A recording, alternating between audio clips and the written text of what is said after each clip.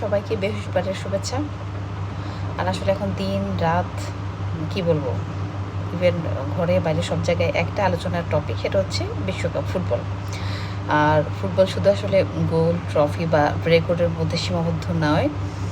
ইতিমধ্যে কি বলবো, মানে বাঙালি বিশেষ করে, মানে আমি যেটা দেখেছি আর কি, রীতিমতো একটা উৎসবে পরিণত করেছে। মানে একটা খেলাকে কীভাবে উৎসবে পরিণত করা যায়, এটা আমাদের বাঙালিদের দেখলে বোঝা যায়। এবং সেটা আমার মনে হয় যে খুব জরুরি ছিল। আসলে আমাদের মাঝে আসলে বিনোদনের খুবই অভাব বলতে গেলে, তুলনামূলক যদি বলি। সো ফুটবল এমন একটা খেলা যেটা হচ্ছে সীমানা, ধর্ম, বর্ণ, ভাষা সব কিছু মানে পিছনে ফেলে সবাইকে এক করে ফেলেছে। এটা খুবই ভালো লাগে, খুবই। মানে আমি তো ভীষণ ভীষণ এনজয় করি, শুধু একজন আর্জেন্টিনার সাপোর্টার হিসেবে নয়। হ্যাঁ, থাকতেই পারে যে যে দল সাপোর্ট করে, যদিও বেশিরভাগ ব্রাজিল সাপোর্টার তাদের প্রতিপক্ষ আর্জেন্টিনাকে মনে করে। এনিওয়ে, আমি আসলে তর্কে জড়াতে চাই না। এই ব্লগটা আসলে তর্কের জন্য নয়। তো থাকুক, প্রতিপক্ষ থাকা ভালো। যদিও এখন আরও অন্যান্য স্পেন, ফ্রান্স, অন্যান্য দলগুলো কিন্তু র্যাঙ্কিংয়ে এগিয়ে এবং বেশ আগে থেকেও ভালো ছিল এবং এবারও বেশ ভালো ফর্মে আছে।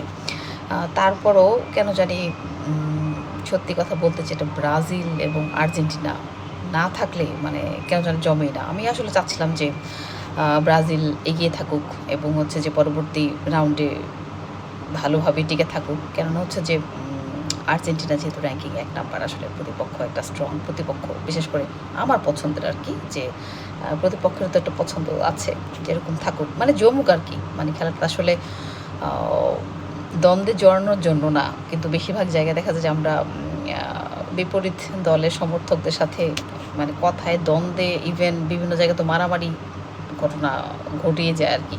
মানে ততটুকু পর্যন্ত মজা করা উচিত যতটুকু না দ্বন্দ্বে জড়ানো লাগে আর কি। তো বেশিরভাগ মানুষের আসলে কন্ট্রোলটা নাই।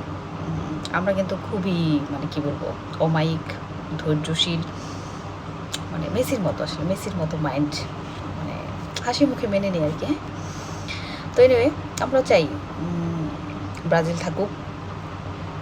আর আর্জেন্টিনা র্যাঙ্কিং 1 নাম্বার, আসলে এটা নিয়ে আমার আসলে কিছু বলার নাই। আর মেসির ব্যাপারে কি বলবো, মেসি শুধু আর্জেন্টিনা নয়, মেসি আসলে সবার। মানে তা না, তাই যদি না হতো, ব্রাজিলের প্রেসিডেন্ট আসলে মেসিকে তো অফার করতো না, না? তো যাই হোক, এটা একটা ভালোবাসা বহিঃপ্রকাশ। আমি যে বিষয়টা খুবই এনজয় করি। আমরা অন্য প্রতিপক্ষদের মতো নই যে এটা নিয়ে একদম সিরিয়াসলি তর্কে জড়াবো, মারামারি করবো, ট্যাটা নিয়ে নামবো, এরকম না। তবে যাই হোক, অপেক্ষা আছে বাকি ম্যাচগুলোর জন্য। আর খেলার সময়টা আসলে এমনভাবে পড়ে গেছে যে যেহেতু আমাদের পরের দিনে অফিস থাকে, মানে আর্জেন্টিনা ছাড়া বাকি অনেক খেলায় আমি ইচ্ছা থাকে সত্ত্বেও দেখতে পারি না আর কি। হয়তো পরে রিপিট দেখা যায়, ওটার মজা নাই, লাইভ দেখার যে মজাটা, ওটা আসলে মজা নাই। তারপর অপেক্ষায় আছি, দেখা যাক কী হয়। আমার তো খুব ইচ্ছা যে পরের খেলা আমরা মানে বিশেষ করে জাহাঙ্গীরনগর ইউনিভার্সিটি মুক্ত মঞ্চে দেখব। জানি না, আমি যদি ম্যাচ করে তো হলো, নাহলে তো নাই। আর আসলে আয়োজন তো শেষ নাই। আমাদের যে 31st ব্যাচের 31 ব্যাচের আমাদের যে ক্লাব আছে, সেখানেও বেশ ভালোই আয়োজন হয়।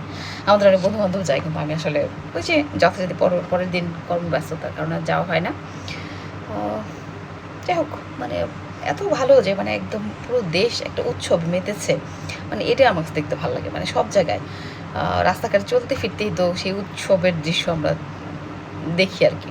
খুব ভালো লাগে আসলে। এরকম আমাদের না দরকার, এরকম বড় বড় উৎসব খুব দরকার আমাদের। তাহলে আমার মনে হয় অনেক ঝামেলাই হয়তো বা কেটে যাবে। কারণ হচ্ছে যে আসলে হ্যাপিনেসটা না, মানে একটা মানুষের যে যেটাতে হ্যাপিনেস থাকবে, তো এটা যেহেতু সবাইকে মন ছুঁয়েছে একযোগে, খুব দরকার আর কি। এনিওয়ে, আজ বৃহস্পতিবার, আর কথা না বাড়াই, আবারও কথা হবে পরবর্তী খেলার পরে। সবাই ভালো থাকবেন, আল্লাহ হাফেজ।